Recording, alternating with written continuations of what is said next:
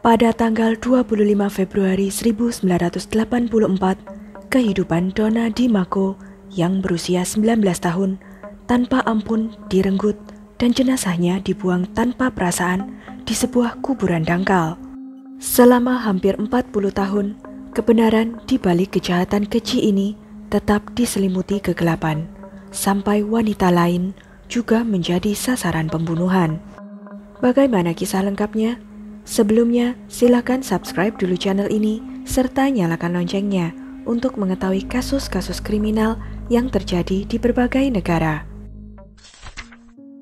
Donna DiMarco lahir pada tanggal 16 Oktober 1964 di kota East Windsor yang terletak di dalam Mercer County.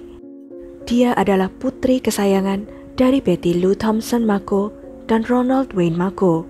Seiring berjalannya waktu, keluarga Donna bertambah satu lagi anggota dengan kelahiran adik perempuannya, Julie Marco, pada tahun 1969. Suatu saat, ibu mereka, Betty, jatuh cinta lagi dan menikah dengan seorang pria bernama Garland. Donna dan Julie menjalani kehidupan baru mereka bersama dengan ibu dan ayah tiri mereka.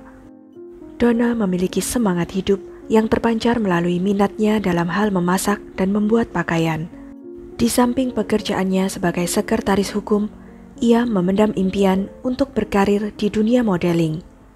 Bagi adiknya Julie, Donna adalah bintang yang bersinar dan panutannya. Menurut teman-temannya, Donna dikenal sebagai gadis populer yang baik, ramah, dan suka menolong. Namun, siapa yang menyangka bahwa nasibnya berubah menjadi sangat tragis. Pada tanggal 25 Februari 1984, saat itu Sabtu malam yang dinanti-nantikan oleh Julie yang saat itu berusia 14 tahun. Ia sedang bersantai di rumah keluarganya di East Windsor ketika ia melihat mobil Donna kakaknya yang saat itu berusia 19 tahun telah sampai dan diparkir di luar rumah. Ia begitu gembira karena Donna sudah pulang. Julie segera bergabung dengan kakaknya di ruang bawah tanah yang sudah didesain menjadi tempat tinggal Donna. Bersama-sama mereka kemudian menghabiskan malam menonton film-film horor sampai jam 2 pagi. Setelah itu, Julie naik ke atas ke kamarnya untuk tidur. Ibu dan ayah tiri mereka juga sedang tidur nyenyak di lantai atas. Malam itu, mereka tidak ada yang menyadari adanya suara atau gangguan yang tidak biasa yang berasal dari ruang bawah tanah. Kemudian sepanjang hari Minggu itu, keluarganya tidak ada yang melihat Donna. Di hari Minggu itu, dia memang mempunyai jadwal kerja. Donna yang bekerja di sebuah firma hukum biasanya akan langsung pulang setelah jam kerjanya selesai untuk makan malam bersama. Namun sampai malam, Donna tak kunjung pulang. Ibunya Betty mulai merasa khawatir. Betty memutuskan untuk turun ke bawah dan memeriksa kamar Donna. Ketika Betty memasuki kamar Donna yang biasanya rapi dan teratur, ia disambut oleh pemandangan barang-barang yang berserakan. Terlihat seperti pergumulan telah terjadi di sana. Ia juga menemukan pakaian yang berlumuran darah. Betty pun segera menghubungi polisi. Begitu polisi tiba di tempat kejadian, mereka dengan cermat menyisir seluruh ruangan bawah tanah. Mereka menemukan sidik jari samar di dekat meja yang terletak di dekat tempat tidur. Jejak cairan tubuh juga ditemukan di kamar tidur itu. Ahli forensik mengambil sidik jari, pakaian bernoda darah, dan jejak cairan tubuh itu untuk diperiksa. Pada Maret 1984, polisi menemukan mobil Donna yang berlumuran darah, ditinggalkan di dekat saluran pembuangan sebuah pabrik, kira-kira 1 mil jauhnya dari rumahnya. Para penyelidik dengan rajin mewawancarai penduduk yang tinggal di sekitar kediaman Donna, bertekad untuk menemukan petunjuk yang dapat mengarahkan mereka kepada kebenaran. Para penyelidik mencurigai sejumlah orang, termasuk Nathaniel Harvey, mantan pekerja di pertanian terdekat dan penduduk East Windsor. Dia telah ditangkap dan ditahan karena dugaan keterlibatannya dalam serangkaian penyerangan dan pembunuhan yang mengerikan di daerah Plainsboro. Akan tetapi, semua petunjuk tidak mengarahkan polisi kemanapun. Bukti penting cairan tubuh yang ditemukan penyelidik di kamar tidur Donna telah dilakukan pengujian. Namun teknologi untuk pengujian DNA saat itu tidak semaju seperti sekarang, sehingga tidak dapat mengungkap sumber dari cairan itu. Beban tragedi ini menjadi terlalu berat bagi ayah tiri Donna, yang meninggal secara tragis hanya 6 bulan setelah Donna menghilang, meninggalkan ibu dan adiknya menanggung beban kesedihan mereka sendiri. Keluarga itu berusaha keras untuk mencari Donna. Mereka menyewa pelacak, penyelidik swasta, dan bahkan mencari bantuan paranormal. Mereka menggunakan semua sumber daya dan menghabiskan setiap sen terakhir yang mereka miliki. Harapan mereka tidak goyah. Mereka berpegang pada keyakinan bahwa mungkin saja Donna masih hidup.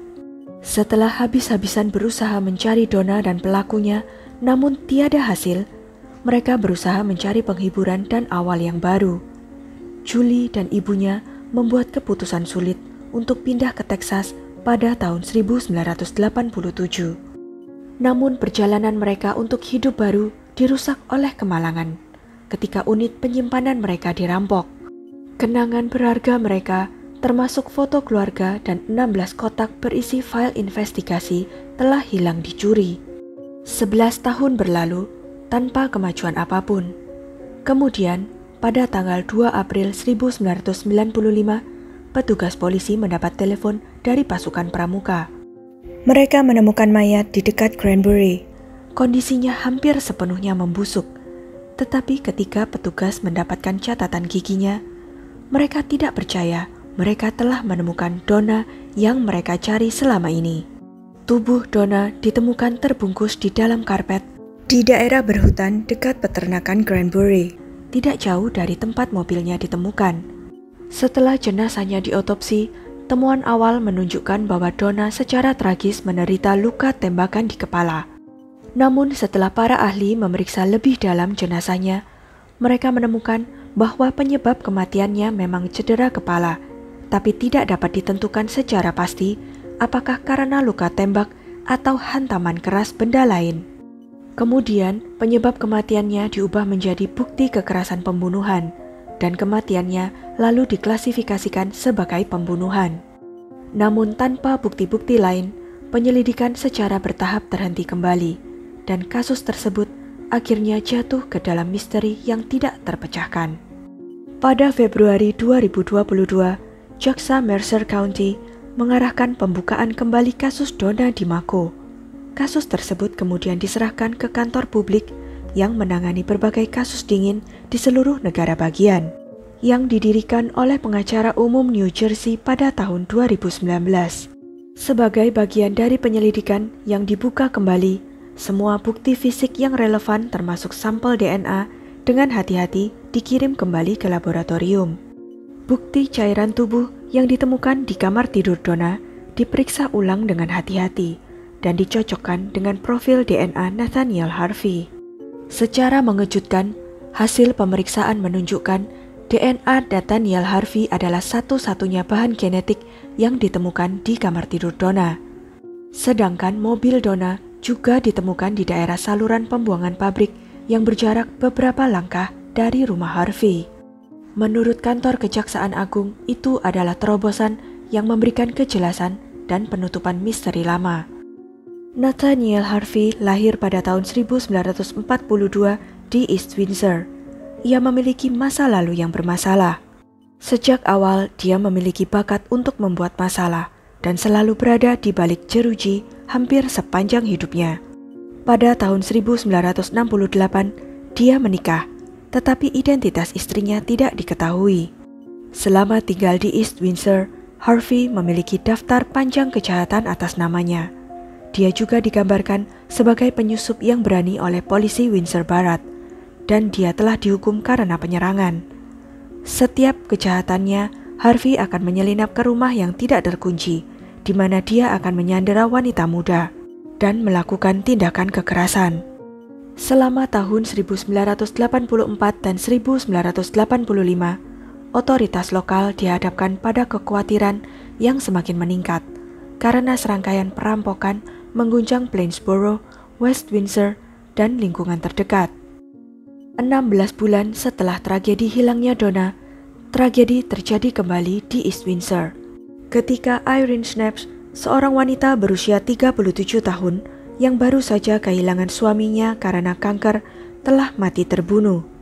Peristiwa ini terjadi pada hari Sabtu, 15 Juni 1985 malam, atau dini hari keesokannya. Salah satu rekan Irene di kantornya pergi ke apartemen Irene keesokan paginya pada 16 Juni 1985 di Research Way, setelah Irene tidak muncul untuk bekerja. Setelah ia masuk ke dalam apartemen Irene yang tidak dikunci, ia melihat pemandangan yang mengerikan.